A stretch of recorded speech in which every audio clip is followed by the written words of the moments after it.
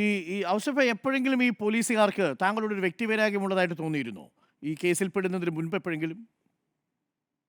അല്ല അല്ല ഈ വ്യക്തിവൈരാഗ്യം എന്ന് പറഞ്ഞാൽ ഞാൻ പറഞ്ഞല്ലോ, ആ സ്റ്റേഷനിലെ ഒരു ഗ്രേഡ് എസ് ഐ ഉണ്ട്. ആ ഗ്രേഡ് എസ് ഐയുടെ സിസ്റ്ററിൻ്റെ മകൾ ഞങ്ങളുടെ ഹൈപ്പർ മാർക്കറ്റിൽ വന്നിട്ട് ഒരു മോഷണം നടത്തി. 2 സഞ്ചി നിറയെ സാധനങ്ങൾ എടുത്തിട്ട് ബില്ലടിക്കാതെ പുറത്തു കൊണ്ടുപോയി. ഞങ്ങളുടെ ജീവനക്കാരത് പിടിച്ചു. ഞങ്ങൾ ആ സ്ത്രീയെ ബാഗടക്കം പിടിച്ചു കൊണ്ടുവന്ന് ഞങ്ങളുടെ ഓഫീസിലിരുത്തി. ഞാൻ പി ജി സ്റ്റേഷനിൽ അന്നത്തെ എസ് എച്ച് ഒ ആയിരുന്ന ഷുക്കൂറിന് പരാതി കൊടുത്തു. അപ്പോൾ അവർ ഷുക്കൂറും അവിടുത്തെ ഗ്രേഡ് എസ് ഐയും കൂടി വന്നു കഴിഞ്ഞപ്പോഴാണ് അവർക്ക് മനസ്സിലാവുന്നത് ഈ ഗ്രേഡ് എസ് ഐയുടെ പെങ്ങളുടെ മകളെയാണ് ഈ പിടിച്ചിരിക്കുന്നത്. അപ്പോൾ ഈ സർക്കിൾ ഇൻസ്പെക്ടർ എന്നോട് റിക്വസ്റ്റ് ചെയ്ത് ആവശ്യപ്പെട്ട വിട്ടുകളെ, നമ്മുടെ ഒരു എസ് ഐയുടെ പെൺകുട്ടിയുടെ മകളല്ലേ, അത് അബദ്ധം പറ്റിപ്പോയതാണ്. എന്നിട്ട് പുള്ളി തന്നെ ഇരുന്ന് കമ്പ്യൂട്ടറിൽ ഇരുന്ന് അതിൻ്റെ റേറ്റൊക്കെ അടിച്ചു നോക്കിയപ്പോൾ 9660 രൂപയുടെ സാധനമാണ് ഈ സ്ത്രീ മോഷ്ടിച്ചിരിക്കണേ. ബാംഗ്ലൂർ പഠിക്കുന്ന ഒരു സ്ത്രീയാണ്. അപ്പോൾ അദ്ദേഹം റിക്വസ്റ്റ് ചെയ്ത പ്രകാരം ഞങ്ങൾ പിന്നെ കേസിനൊന്നും പോയില്ല. പക്ഷെ ആ സീൻ നടക്കുമ്പോൾ അവിടെ രാഷ്ട്രീയക്കാരും നാട്ടുകാരും ഒക്കെ ആയിട്ട് ഒരു 10, 30, 40 പേരുണ്ട്. അപ്പോൾ ഇവരൊക്കെ ഇത് കണ്ടതിൻ്റെ ഒരു ജാള്യത ഈ ഗ്രേഡ് എസ് ഐക്ക് ഉണ്ടായി. അതാണ് ഞങ്ങൾ പ്രതീക്ഷിക്കുന്നത്. ഞങ്ങൾ 30 വർഷമായിട്ട് ബിസിനസ് ഞങ്ങൾക്ക് പോലീസിനോട് പരാതി കൊടുക്കുന്ന സമയത്തും ഈ മർദ്ദനം നടക്കുന്ന സമയത്തും ആ സ്റ്റേഷനിൽ തന്നെ ഉണ്ടോ? പി ജി സ്റ്റേഷനിൽ തന്നെ ഉണ്ടോ?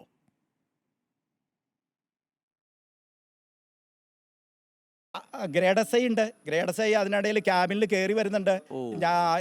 ഈ മർദ്ദനം നടക്കുന്നതിൻ്റെ മുമ്പ് ഈ എസ് ഐയോട് വന്ന് ബ്രീഫ് ചെയ്യുന്നുണ്ട്, എസ് ഐയോട് വന്ന് സംസാരിക്കുന്നുണ്ട്. അപ്പോൾ ഞങ്ങൾക്ക് ഉറപ്പായി ഇയാളും ബാക്കി പോലീസുകാരും കൂടിയിട്ടാണ്. അപ്പോൾ ഈ മർദ്ദിച്ച എസ് ഐ പറയുന്നുണ്ട്, ഔസപ്പേട്ട എന്നെ തെറ്റിദ്ധരിപ്പിച്ചതാണ്.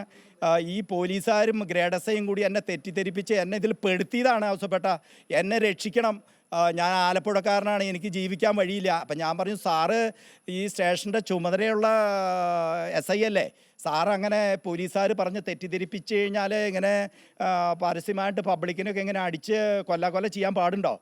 അപ്പോൾ എന്നെ അവർ തെറ്റിദ്ധരിപ്പിച്ചാണ്. അപ്പോൾ അത് പിന്നീടുണ്ടായ ഒരു സംഭാഷണമാണ്. ഇദ്ദേഹം വീട്ടിൽ നിയമപോരാട്ടത്തിലേക്ക് ഇറങ്ങി എന്ന് അറിഞ്ഞ കഴിഞ്ഞ സമയത്ത് കാലുപിടിക്കാൻ വന്നു, മാപ്പ് പറയാൻ വന്നു, ഒത്തീർപ്പിന് ശ്രമിച്ചു ഈ എസ് ഐ രതീഷ് അല്ലേ? കാലുപിടിക്കാൻ വന്ന CCTV കിട്ടിയതിന് ശേഷം ഇദ്ദേഹം തൃശ്ശൂർ എൻ്റെ ഒരു സുഹൃത്തിൻ്റെ വീട്ടിൽ വന്ന് ആ സുഹൃത്ത് എന്നെ വിളിച്ചു. ഞാനും മകനോടെ ചെന്നു.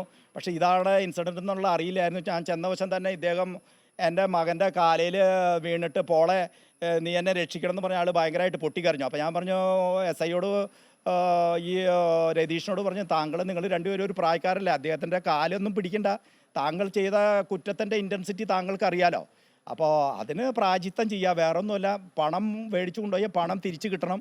ഞാൻ ഹൈക്കോടതിയിൽ കേസ് നടത്തിക്കൊണ്ടിരിക്കുകയാണ്. എനിക്ക് അതിൻ്റെ നഷ്ടപരിഹാരം എന്ന് പറഞ്ഞാൽ നിയമപരമായ കാര്യങ്ങളെല്ലാം ഞാൻ മുന്നോട്ട് കൊണ്ടുപോകും. സുപ്രീം കോടതി വരെ പോയാൽ തന്നെ ഞാനിത് ഫൈറ്റ് ചെയ്യും. അതുകൊണ്ട് രതീഷ് സാറെ, ഇതിൽ യാതൊരു വിട്ടുവീഴ്ച ഉണ്ടാവില്ല എന്നാണ് ഞാൻ പറയുന്നത്. ഇതിനിടയ്ക്ക് ഇയാൾ ഭീഷണിപ്പെടുത്തുന്നതിനിടയിൽ പോക്സോ കേസ് ചുമത്തും എന്നൊക്കെ പറഞ്ഞു.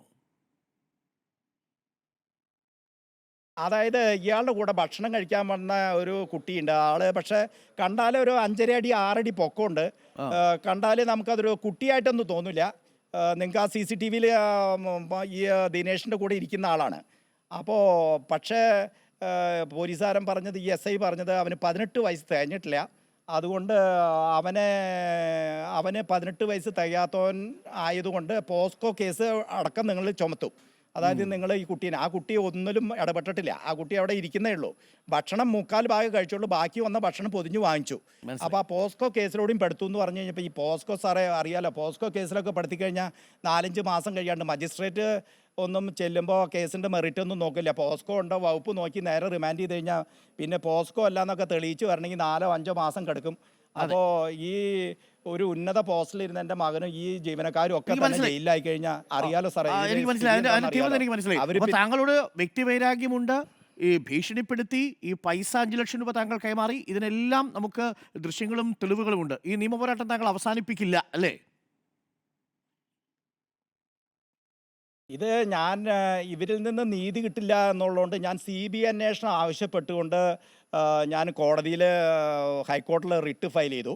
അതിൻ്റെ ഓർഡർ ഇപ്പോൾ ഒരു മാസം ഓർഡറായി. CBI അന്വേഷണത്തിന് പകരം ഓർഡറായത് ഇവനെ എതിരെ എടുത്ത കേസിലെ FIR ക്വാഷ് ചെയ്തുകൊണ്ട് ഇവിടുത്തെ കോടതിയോട്, തൃശ്ശൂരിലെ കോടതിയോട് ഈ കേസിൻ്റെ മെറിറ്റ് പരിഗണിച്ച് അവനെ കൂടി പ്രതിയാക്കിക്കൊണ്ട് ബന്ധപ്പെട്ട വകുപ്പുകൾ ചേർത്ത് കേസെടുക്കാൻ പറഞ്ഞ് ഓർഡർ ആയിട്ടുണ്ട്. എനിക്ക് ഓർഡർ കിട്ടിയിട്ടില്ല. എൻ്റെ വക്കീൽ പറഞ്ഞത് ഇവനെ കൂടി പ്രതിയാക്കിക്കൊണ്ട് കേസെടുക്കാൻ പറഞ്ഞ് ഓർഡർ ആയിട്ടുണ്ടെന്നാണ് എന്നോട് പറഞ്ഞത്. അപ്പം ഞാൻ ആ നിയമ പോരാട്ടത്തിലായിരുന്നു കൊണ്ടാണ് എനിക്ക് അപ്പം കിട്ടിയ അഡ്വൈസ് അനുസരിച്ചിട്ടാണ് ഞാൻ CCTV ഞാൻ പുറത്തു വിടാതിരുന്നത്. മനസ്സിലായി. അല്ല, ഇപ്പോൾ ഈ പശ്ചാത്തലത്തിൽ പുറത്തുവിട്ടത് നന്നായി. ഇതൊക്കെ ആണെങ്കിൽ എങ്ങനെ ഈ നാട്ടിലെ പൗരന്മാർക്ക് ജീവിക്കാൻ പറ്റും, ഒരു ബിസിനസ് നടത്താൻ പറ്റും?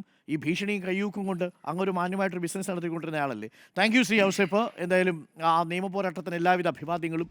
അങ്ങനെ ഏതെങ്കിലും തരത്തിൽ ഈ കാക്കിയിട്ടയാൾ ഗുണ്ടയെപ്പോലെ കൊട്ടേഷൻ സംഘമായി പെരുമാറുന്നതെങ്കിൽ ഔസേപ്പിനെ പോലെയുള്ളവരുടെ ഈ നിയമ പോരാട്ടത്തിലൂടെയാണ് അത് അവസാനിപ്പിക്കേണ്ടത്.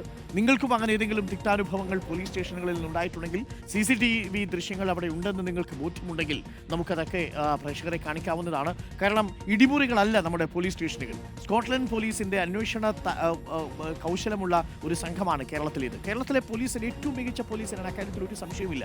ഏറ്റവും കുറ്റാന്വേഷണത്തിൽ മികവ് പുലർത്തുന്ന പോലീസ് സേനയിലെ ചില പുഴുക്കുത്തുകളാണ് ഈ പറയുന്നത് പോലെയുള്ള അതിക്രമങ്ങൾ നടത്തുന്നത്. നടപടി ഉണ്ടായേ മതിയാവൂ. ഇങ്ങനെയുള്ളവർ ഒരു നിമിഷം പോലും കാക്കിയിട്ട് സർവീസിൽ തുടരാൻ പാടില്ല.